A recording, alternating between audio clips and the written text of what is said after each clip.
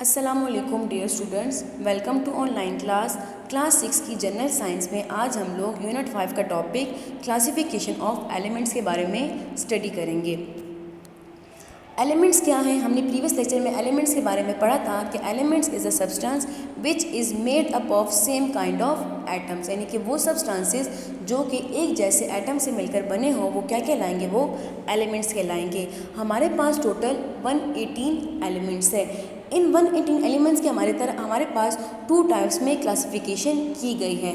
इनमें से एक है मेटल्स और सेकंड टाइप है नॉन मेटल्स, यानी कि हमारे पास जो 118 एलिमेंट्स हैं उनमें कुछ एलिमेंट जो होंगे वो मेटल्स होंगे और कुछ हमारे पास नॉन मेटल होंगे। हम 1 by 1 metals and non metals को स्टडी करते हैं। सबसे पहले आते हैं मेटल्स की तरफ कि मेटल्स क्या होते हैं और उनकी क्या क्या प्रॉपर्टीज़ होती है।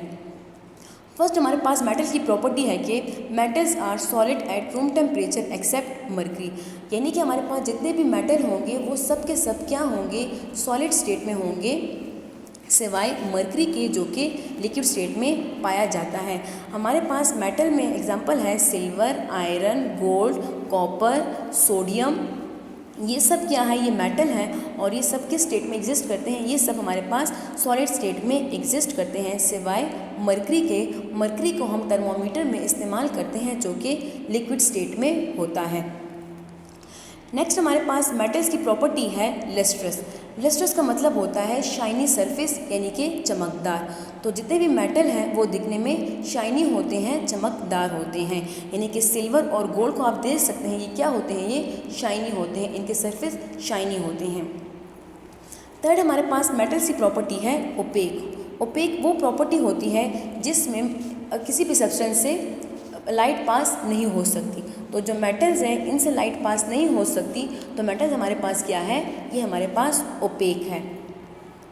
नेक्स्ट इनकी प्रॉपर्टीज़ है मेटल्स आर सोनोरस। सोनोरस का मतलब होता है कि ये हमारे पास एक ख़ास किस्म की आवाज़ पैदा करते हैं। तो जब हम मेटल को बीट करते हैं तो ये क्या करते हैं? It produce sound. जैसे कि हमारे स्कूल में बेल यूज़ होती है। बेल क्या है? बेल मेटल है और ये क्या करती है? ये साउंड प्रोड्यूस करती है।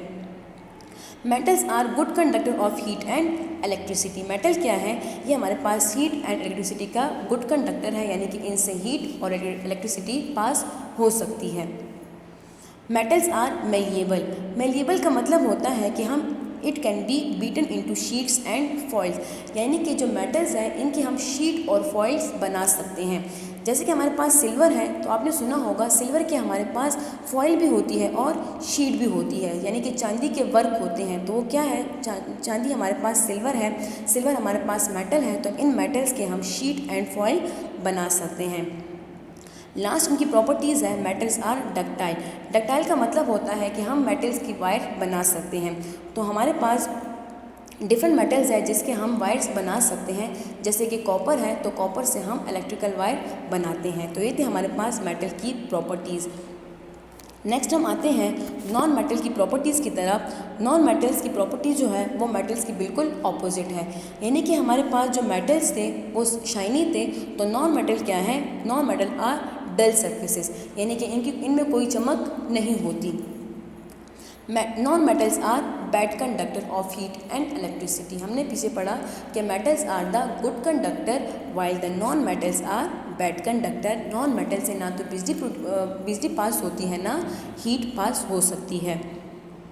Non metals are non malleable, यानी कि नॉन मेटल के तो ना तो हम शीट बना सकते हैं ना फॉइल बना सकते हैं। Non metals are non ductile, यानी कि नॉन मेटल्स के हम वायर भी नहीं बना सकते। Exist in all physical state such as solid, liquid and gas. हमने मेटल्स के बारे में पढ़ा कि तमाम मेटल सॉलिड स्टेट में होंगे सिवाय मर्करी के, जबकि जो नॉन मेटल है वो ऑल स्टेट में एग्जिस्ट कर सकते हैं। ये सॉलिड भी हो सकते हैं, लिक्विड भी और गैस भी।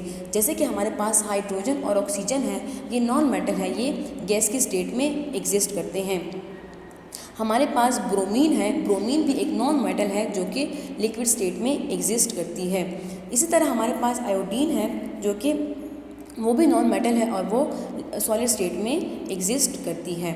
हमारे पास नॉन मेटल के एग्जांपल में कार्बन, हाइड्रोजन, फास्फोरस, सिलिकॉन, ये सब क्या है? ये सब नॉन मेटल की एग्जांपल हैं।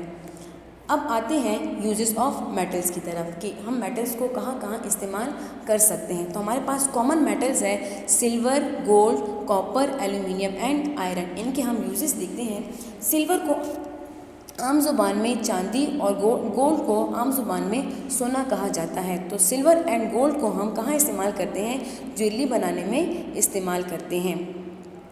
इसी तरह कॉपर एंड एल्यूमिनियम जो है, तो कॉपर एंड एल्यूमिनियम भी हमारे पास मेटल है। कॉपर की हम इलेक्ट्रिकल वायर बनाते हैं, जबकि एल्यूमिनियम के हम यूटेंसिल यानी कि एल्यूमिनियम को बर्तन बनाने में इस्तेमाल किया जाता है। इसके बाद है आयरन। तो आयरन जो हमारे पास है लोहा, इसको ब्रिजेस बनाने में और बिल्डिंग बनाने में इस्तेमाल किया जाता है। अब आते हैं यूजेस ऑफ नॉन मेटल्स की तरफ।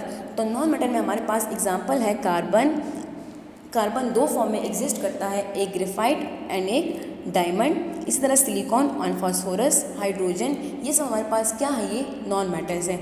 तो कार्बन का जो डायमंड फॉर्म है वो कहाँ इस्तेमाल होता है? वो ज्वेलरी बनाने में इस्तेमाल होता है।